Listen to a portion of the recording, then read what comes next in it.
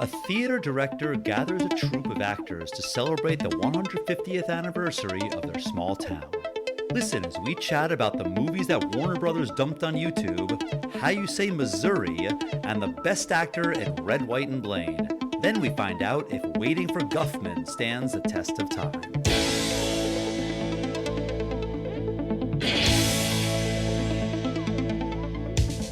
Test of time, James and Alan have their say. Do the movies you love still hold up today?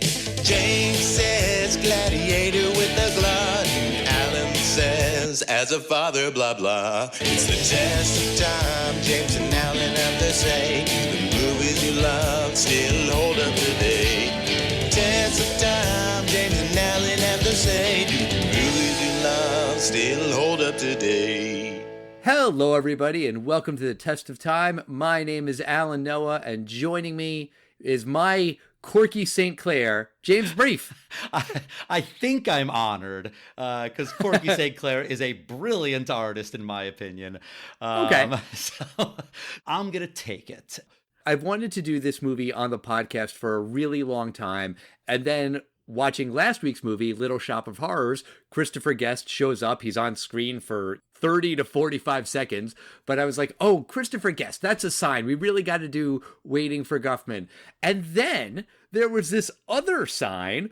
Warner Brothers just put all of these movies on YouTube, which is bizarre because they should go on Max, right? If it's Warner Brothers. And a lot of the movies that they threw on YouTube were these random obscure movies that I'd never heard of, sequels that I would never want to watch. But in the list was Waiting for Guffman. And I was like, we've got to do Waiting for Guffman now. It's an interesting list. It's a few dozen films, and there's a couple other gems on there. The Accidental Tourist is a famous picture that was nominated for Best Film in the 80s. And yeah, there's some randos on there, like American Ninja 5. Critters 4.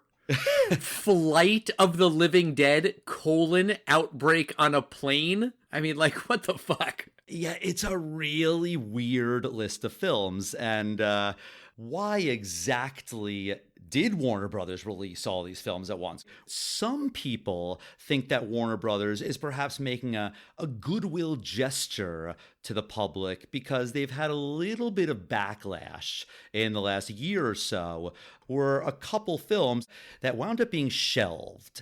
They've been written off as tax write-offs. The two films, which are Batgirl and Acme versus Coyote. Coyote versus Acme, sorry. Yep. Coyote versus Acme, which was like a Will Forte film. Wile E. Coyote, like suing the Acme Corporation, I guess.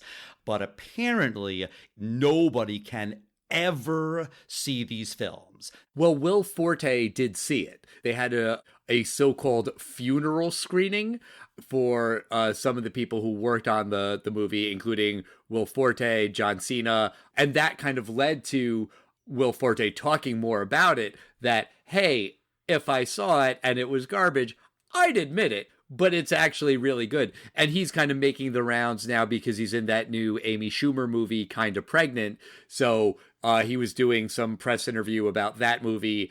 Someone for MovieWeb asked him about Coyote v. Acme. He thanked the reporter for bringing it up, saying, I want to keep talking about it. I want to keep reminding people of what they did. It's fucking bullshit. He said it makes his blood boil. He's very candid about the fact that, yeah, sometimes movies don't work and you release a bomb and that sucks. But if you make a movie and you work hard and you spend all this money, let people see it. Let people determine if the movie is a turd or not. Because, even a bad movie, people work hard, right? People put in effort, and so it should be released. It's wild that only Warner Brothers has done this. So it doesn't seem to be a wide practice. And I think that there'll probably be new writers. I think that actors will probably have to demand that. I want it released so that people can see it, even if it's not wide release. I can't guarantee you're going to put 10 million in marketing if it's a stinker, but it gets released into 7 theaters in across the country, and people get to see it. Or at least on whatever streaming service it is. If you're making a movie with Warner Brothers, say this movie will be released on Max on such and such date, 6 months after the theatrical release or whatever. That makes sense. And yeah, to your point, put that in your contract if you're making a movie with Warner Brothers. They're the ones who are doing it. Other companies don't seem to, at least not yet. I don't think that the tax write-off bad press is related to them putting all these movies on YouTube. It seems like two unrelated weird decisions to me. That said, I'm not complaining that I got to watch Waiting for Guffman on YouTube because it was not on any other streamer before that, and now it is, so cool. So let's get into Waiting for Guffman. It's a mockumentary that chronicles the efforts of a small-town community theater group in Blaine, Missouri.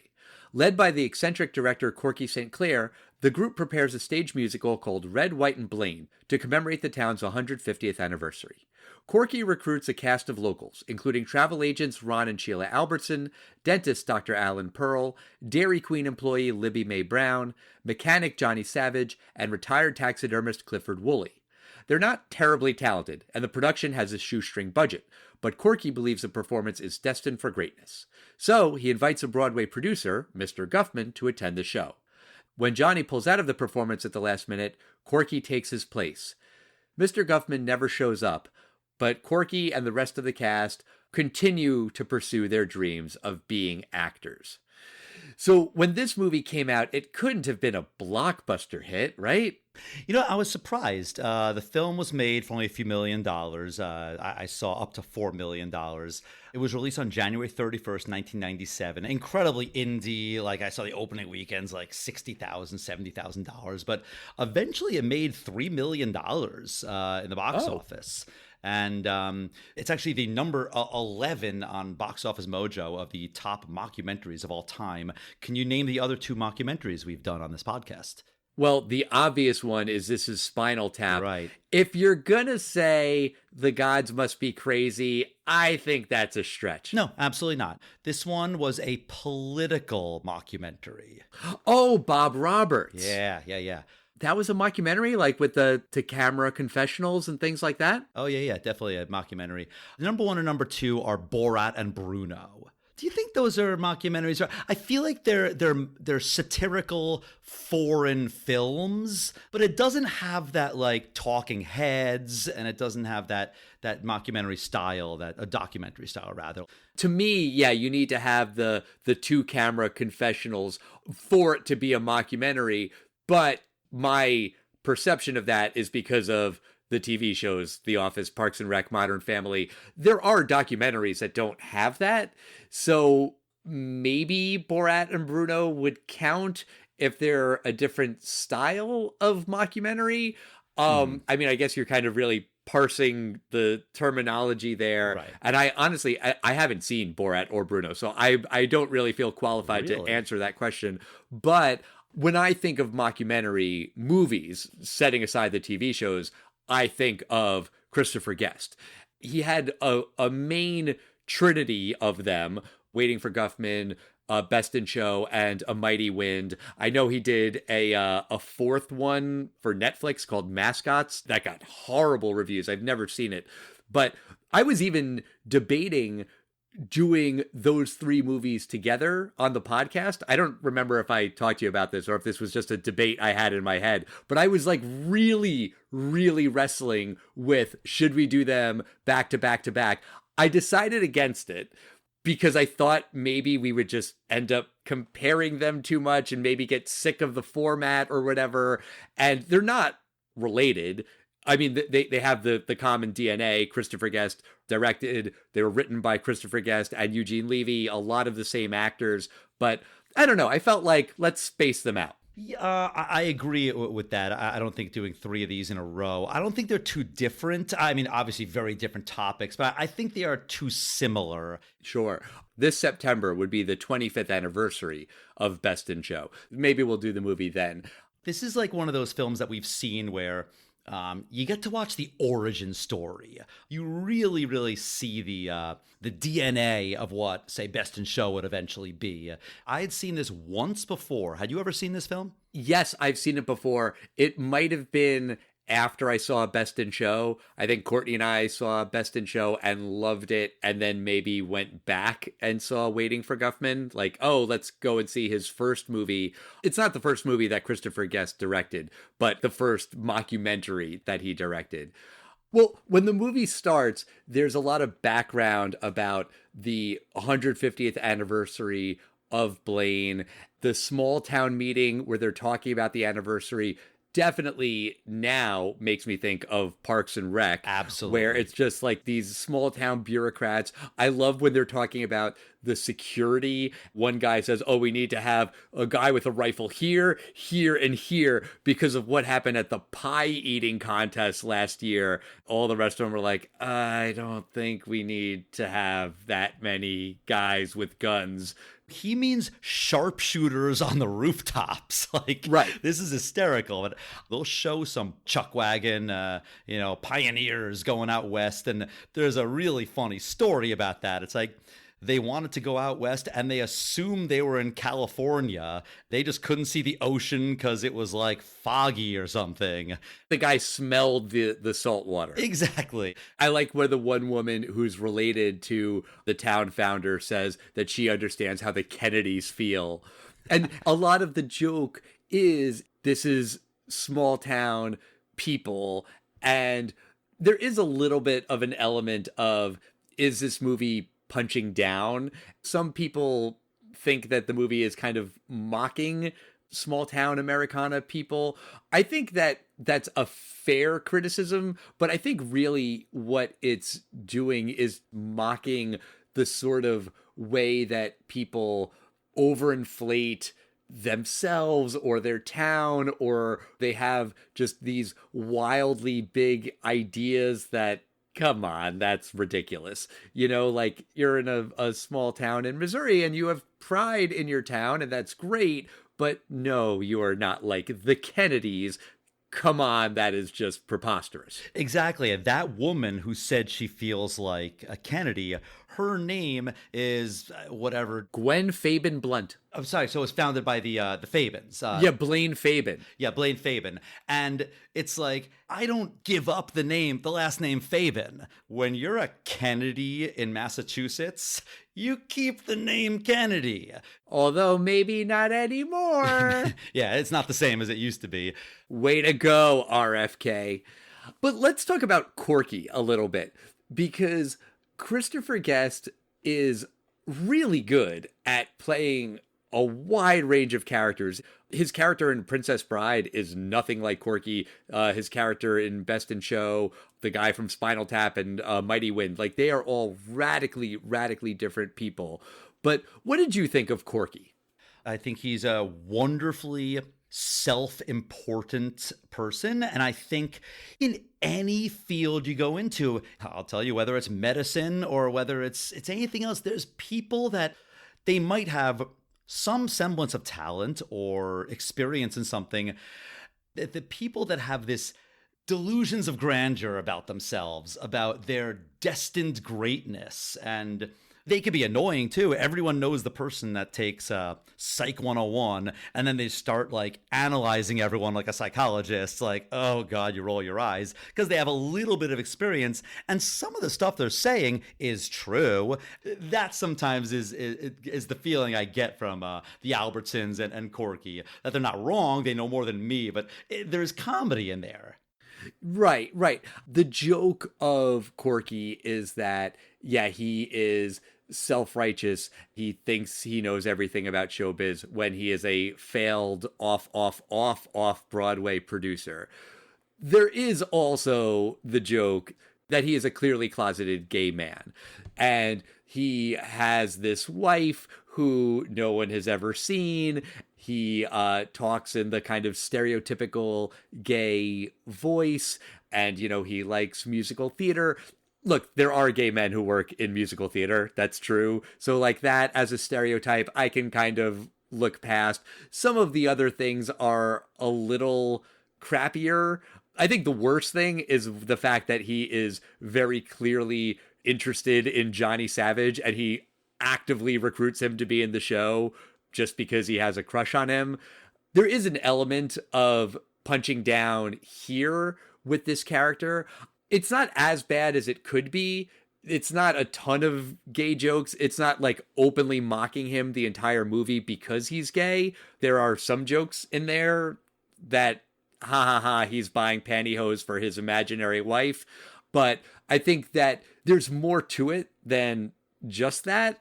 The owner of the pharmacy, who is desperate to be in the show, and he can't because he has to work at the pharmacy that day when they're doing the auditions, he pretty clearly has a crush on Corky. Like at the end of the show, you see him like just looking at him so lovingly, and Corky doesn't even acknowledge him in any way. It's like, instead of going after the hot young straight guy, go after the pharmacist. He's into you. He likes you. I agree with you. I think it's clear that he's a closeted homosexual, but he's a middle-aged man in Missouri, and they say Missouri, which is usually, in my experience, when you're not in St. Louis and not in the big towns, that people call them Missouri in smaller towns. So this is the mid-'90s. It's quote-unquote contemporary. You have to understand that there would be a personal safety reason why this man would be closeted. But I will tell you, Al, I was thinking there really might be a woman that comes at the end. I really thought there might be. And it's like, fuck you, audience, just because he has a high voice, fuck you. That being said, he winds up in New York City. I think he will finally get to probably be a little bit more free. It's hard to say where they were going with it, but I'm still glad they didn't make a ton of just outright gay jokes. When he asks for more money from the town council and they say no, he says that he's going to run home and bite his pillow. Like, oh, okay. I mean, that's a little on the nose. He asked for $100,000, and then they said that the town's budget is $115,000 to run the entire town. No, 15,000. That's their entire budget for the whole year. That would leave 15,000. I don't think so. I thought it was just 15,000 for the whole year. He wanted 7 years of the town's budget. But could you imagine the unbelievable spectacle that he probably would have had? Full chuck wagons, and I think he did a play about backdraft, and the joke is lighting a fire in a crowded theater. Like, that's like one of the worst things you could do. He did it for the ambiance. Exactly, for the theater. Like, I kind of wish I could have seen what this guy would have done with $100,000 in 1997 in Blaine, Missouri. Right. I love the scene with Fred Willard and Catherine O'Hara and Eugene Levy and the woman who plays his wife when they go out to the fancy exotic restaurant in town for Chinese food. Oh, God. And Sheila Albertson, played by Catherine O'Hara, is very, very drunk. She's asking Dr. Pearl, played by Eugene Levy, about his penis. Well, actually, she's not asking him. She's asking the wife, what's it like to be with a man who is circumcised? That scene is so funny on so many levels because they're talking about penises and circumcisions, and then Ron Albertson stands up and he's like, well, you're a doctor, and then he starts pulling down his pants. Also, he's a dentist, and also, why would you show him your penis in the middle of a Chinese restaurant? Because he says he's a guy in medicine. He's like, you're a medicine guy, right? Right. I mean, I don't know, you're a pediatrician. Do grown men show you their penis in Chinese restaurants a lot? The only time a man has ever tried to do that is when this jerk I know set me up on a hidden camera show. Remember that, Al? I didn't do that. You've been blaming me for that for 20 years. I had nothing to do with it. Because you were working at Viacom at the time. So I was like, you were in on nothing to do with it. Yeah, I was on an MTV hidden camera show, and a man at one point, because he knew I was a medical student, says, I want you to check my penis and testicles testicles for a hernia right in the middle of a big bar in Times Square. So it has happened to me before. And yes, because I'm a quote unquote medicine guy. That's funny. That scene is also just really funny because of the talent of these actors. And Christopher Guest and Eugene Levy co-wrote the script, but kinda, because so much of this movie is improv. The script was basically just outlines of what the scenes would be about, and then the actors were just allowed to go and riff and have fun with it. Apparently they shot 60 hours worth of footage, and then Christopher Guest and his editor spent a year and a half culling that down to an hour and a half. So I'm sure there's tons of hilarious footage, outtakes somewhere. But I mean, these guys are really funny, and they're able to come up with all of this shit off the top of their fucking heads and just keep playing off of each other. It's brilliant. Yeah, and, you know, not to make a nitpick on this, but it's not an hour and a half. This film's an hour and 25 minutes with credits. I mean, this is a very short film. You really feel that almost all the scenes are there really to push the plot along and or to push the characters. There are a handful of scenes that don't really do much to advance the plot. I mean, there's David Cross talking about the aliens. That's just there kind of for the sake of it being funny. I mean, I guess it comes back in the final show when they do a musical number about the aliens visiting Blaine, but it's fine because it's David Cross talking about the weird patterns in this circle. You also have Paul Dooley, who was also in Little Shop of Horrors last week, talking about getting probed by the aliens. Red, White, and Blaine, the name of the musical that they make, it's about this town's 150 years in existence. And here's the top things that have ever happened. One, the founding. Then they have the town's most famous boom was that they made footstools. And for like about 10 years, everyone was employed from like 1870 to 1880. They're still talking about that. And like the third thing that ever happened in this town is we're also famous because there was an alien abduction. It is a very funny thing. Going back to the stools, I'm not usually a fan of poop jokes. I feel like the whole thing about they make stools is just for them to say stool a lot and haha, I get it. It also means poop. That's one of my least favorite jokes in the movie. I actually didn't even like pick up that was a double entendre there. I just thought that they were so proud. Of course, they say stool like so many times. In one of the songs, maybe there's a line like everybody makes a stool or something like that. Okay, I get it. I thought they were like, we made stools 100-something years ago. I thought that was hysterical. They're still fucking talking about this. You know, all 250 people in the town had some jobs, I guess. When the stools were in town, we were all employed. I mean, that is the thing, that this was their big industry. Also, it's a poop joke. It's both things. Mm-hmm. So the movie gets its title from the play Waiting for Godot, which I don't know anything about, but I know that Godot never shows up, and I guess it's apparently a pretty bizarre thing. Like, everything that happens in that play is just weird and absurd. That's really the only parallels, apparently.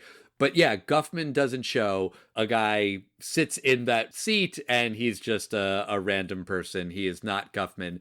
But the movie ends with a little epilogue about what happens to the characters, and the Albertsons end up in Hollywood. They talk about how they're travel agents and they've never, ever left the town except for when he went to get his penis reduction surgery. But so now they're on the other side of the country. They're living the dream in Hollywood, but they're extras in a commercial, I think. Not just extras, they're like annoying extras who are trying to make all kinds of notes, and like they're told like 3 times quiet. I assume that they get fired from this job. I mean, it just seems like if they get this job, they're going to get even more up their own asses and think that they've made it in Hollywood. It certainly does not work out well for the Albertsons.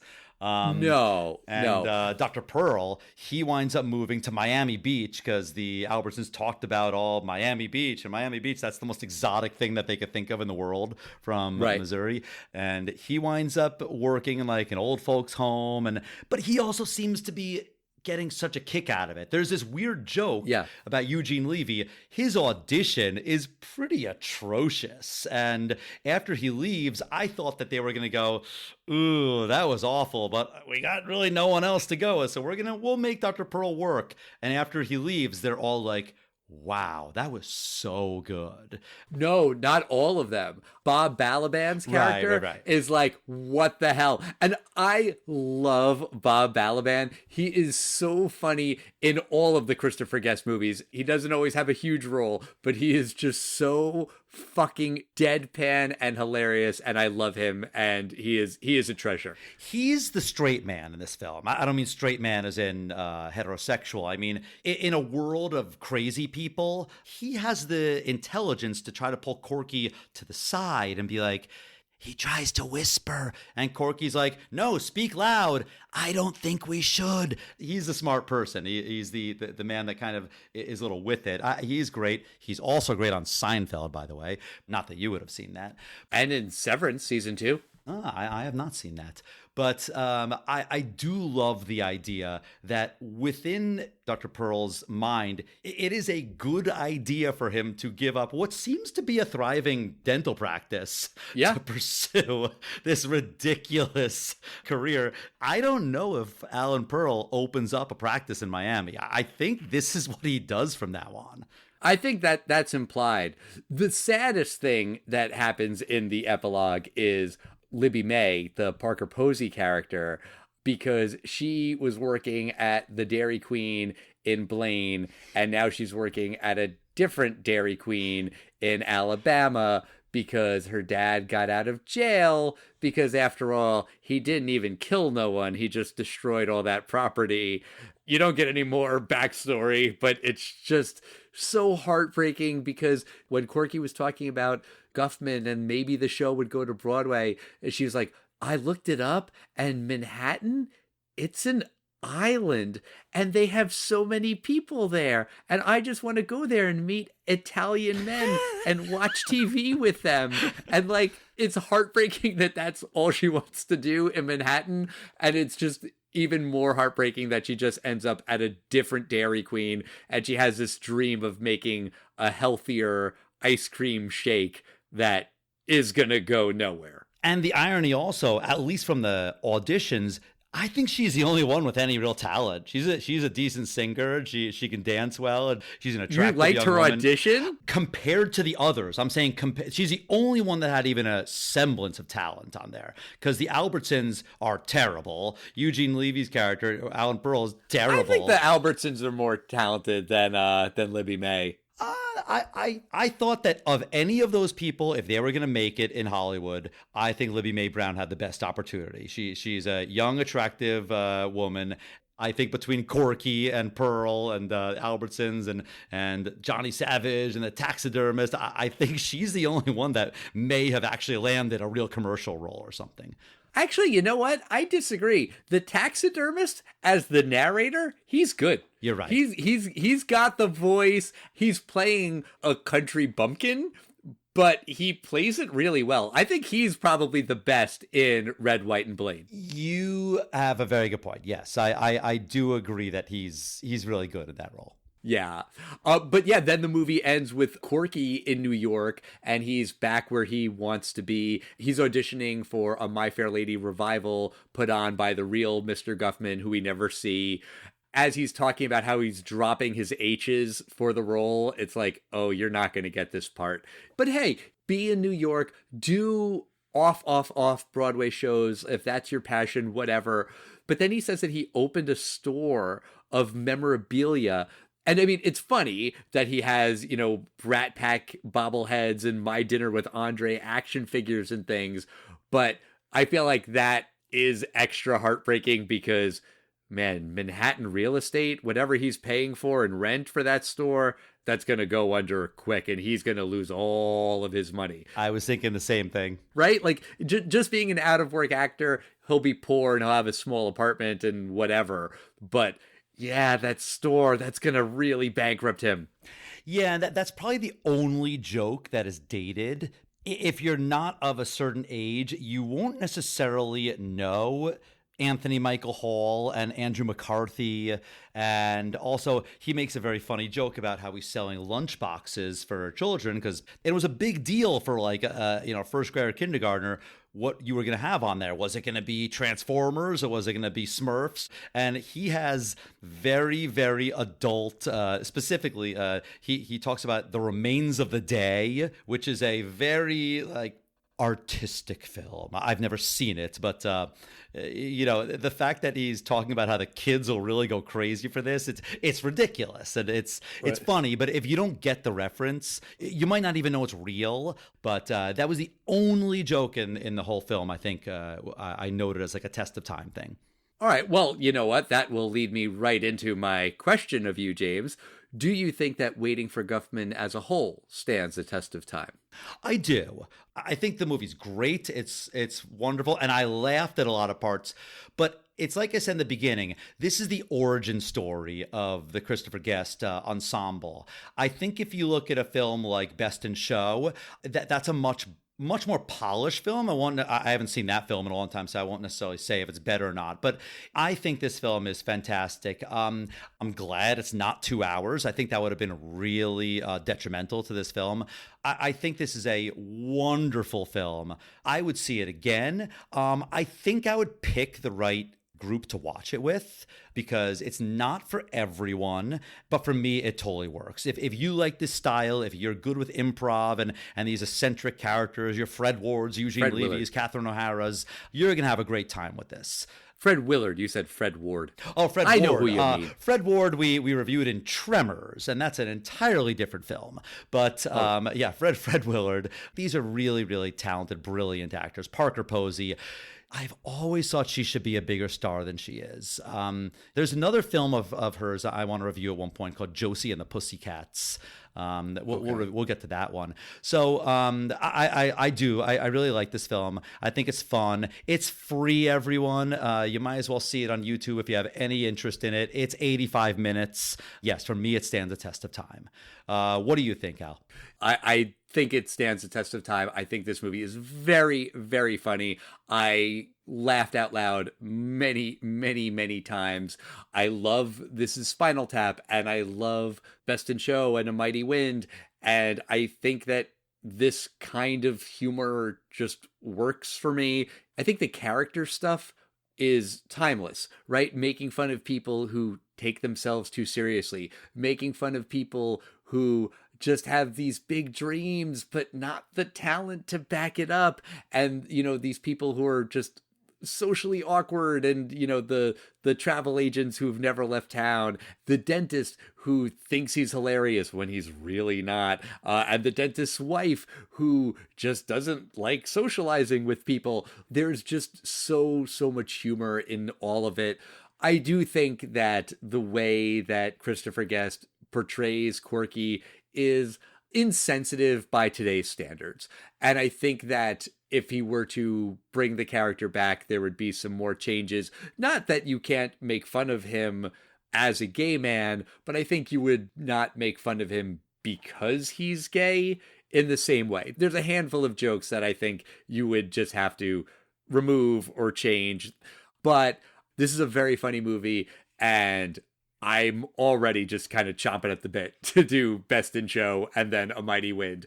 I think we're making the right call. We'll put a little time in between, but still, I'm excited for those movies. And yeah, Waiting for Guffman is great. I think it's a very, very funny movie. That's going to do it for us this week. Next week, we are going to be talking about Empire of the Sun with special guest Jonathan Weissler.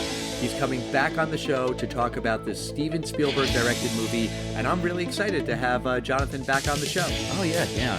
80s Spielberg. Let's go. Exactly. Until then, we want to hear from you. We are at Test of Time Pod on Facebook, X, Instagram, and Threads.